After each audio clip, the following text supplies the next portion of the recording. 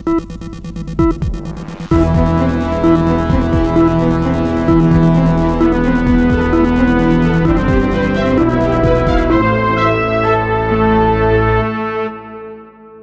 से सामने आई एक चौंकाने वाली घटना ने राजधानी और प्रदेश भर की पुलिस को चौकन्ना कर दिया है। पुलिस ने बुधवार देर रात वजीरगंज इलाके में चेकिंग के दौरान एक फॉर्च्यूनर लीजेंडर को रोका, जिस पर नीली बत्ती लगी हुई थी। गाड़ी रोकते ही अंदर बैठे व्यक्ति ने बड़े ही रौब से अपना परिचय भारत सरकार में संयुक्त सचिव स्तर का आईएएस अधिकारी बता कर दिया और अपना नाम सौरभ त्रिपाठी बताया।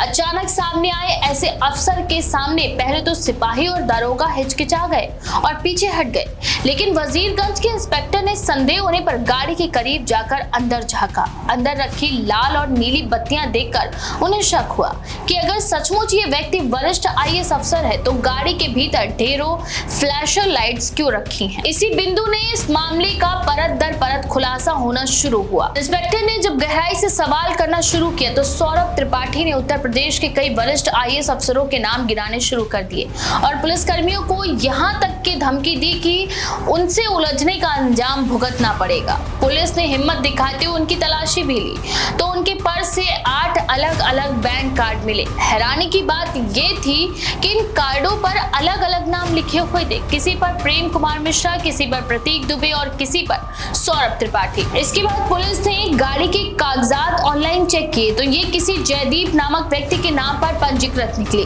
गाड़ी में रखे लैपटॉप को खोला गया तो उसमें भारत सरकार की ओर से जारी एक NIC मेल आईडी भी पाई गई। जांच में ये सामने आया कि ये मेल आईडी सौरभ त्रिपाठी को साल 2022 में उस समय मिली थी जब वह ministry of electronics and information technology की संस्था CDAC में एक योजना के तहत ज्वाइंट डायरेक्टर पद पर चयनित हुआ था। उस पद के दौरान उसे एक आधिकारिक मेल आईडी दी गई थी जिसे वह अब तक इस्तेमाल कर रहा था। इसी मेल आईडी के जरिए वह विभिन्न जिलों में तैनात अफसरों को मेल भेजता था और लोगों की सिफारिश करता था। इस तरह उसने अपनी पहचान को और भी प्रमाणिक बनाने का प्रयास किया। जांच आगे बढ़ी तो पुलिस टीम ने आरोपी सौरभ त्रिपाठी के गोमती नगर विस्तार स्थित फ्लैट पर छापेमारी की। वहां से एक के बाद एक लग्जरी गाड़ियां बरामद हुई। 3 इनोवा क्रिस्टा, एक फॉर्च्यूनर लीजेंडर, एक रेंज रोवर डिफेंडर और एक मर्सिडीज, कुल 6 गाड़ियां मौके पर मिली, जिन पर सचिवालय, विधानसभा और विधान परिषद के पास लगे हुए थे। इन गाड़ियों पर लाल नीली बत्ती का इस्तेमाल किया जा रहा था और इन्हें देखकर कोई भी ये मानने पर मजबूर हो जाता कि ये किसी बड़े अधिकारी का काफिला है।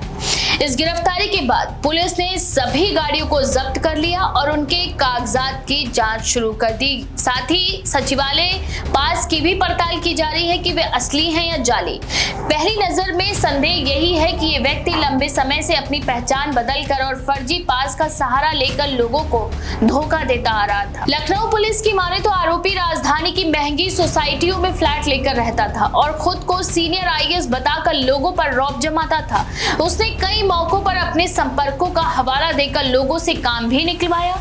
पुलिस ये भी पता लगाने में जुटी है कि इस पूरे नेटवर्क के पीछे और कौन-कौन लोग शामिल हैं और सचिवालय पास जैसे संवेदनशील दस्तावेज आखिर उस तक कैसे पहुंचे। इस घटना ने प्रशासनिक सुरक्षा व्यवस्था पर भी सवाल खड़े कर दिए। आखिर कोई व्यक्ति बिना पद पर हुए भी इतने समय तक बड़े अधिकारी की तरह कैसे घूमता और लग्जरी गाड़ियों पर सचिवालय पास और बत्तियां लगाकर पूरे शहर में घूमता रहा। ये भी जांच का विषय है कि क्या उसने इन गाड़ियों का इस्तेमाल किसी बड़ी ठगी या प्रभाव जमाने के लिए किया। फिलहाल आरोपी से पूछताछ जारी है और पुलिस के मुताबिक वह लगातार नई नई कहानियां गढ़कर अधिकारियों को गुमराह करने की कोशिश कर रहा है, लेकिन उसकी गिरफ्तारी के बाद अब ये स्पष्ट है कि राजधानी में फर्जी अफसरों का खेल कितना बड़ा और खतरनाक हो सकता है। इस मामले ने पुलिस और प्रशासन दोनों के सामने एक बड़ी चुनौती खड़ी कर दी है कि वे भविष्य में ऐसे मामलों को रोकने के लिए और सख्त कदम उठाएं। इस पूरी घटना ने राजधानी लखनऊ के आम नागरिकों को भी चौंका दिया। लोग अब ये सोचने पर मजबूर है कि अगर कोई व्यक्ति इस तरह आराम से फर्जी पहचान बनाकर वर्षों तक राजधानी में घूम सकता है तो आम लोगों की सुरक्षा और भरोसे का क्या होगा। ये मामला सिर्फ एक जालसाज की गिरफ्तारी नहीं बल्कि पूरे सिस्टम के लिए चेतावनी है कि लापरवाही का फायदा उठाकर कोई भी अपराधी कितना बड़ा खेल कर सकता है। इस बारे में आपका क्या विचार है? अपनी राय कमेंट सेक्शन में जरूर लिखें। ऐसी और भी खबरों के लिए देखते रहें द पेज 90।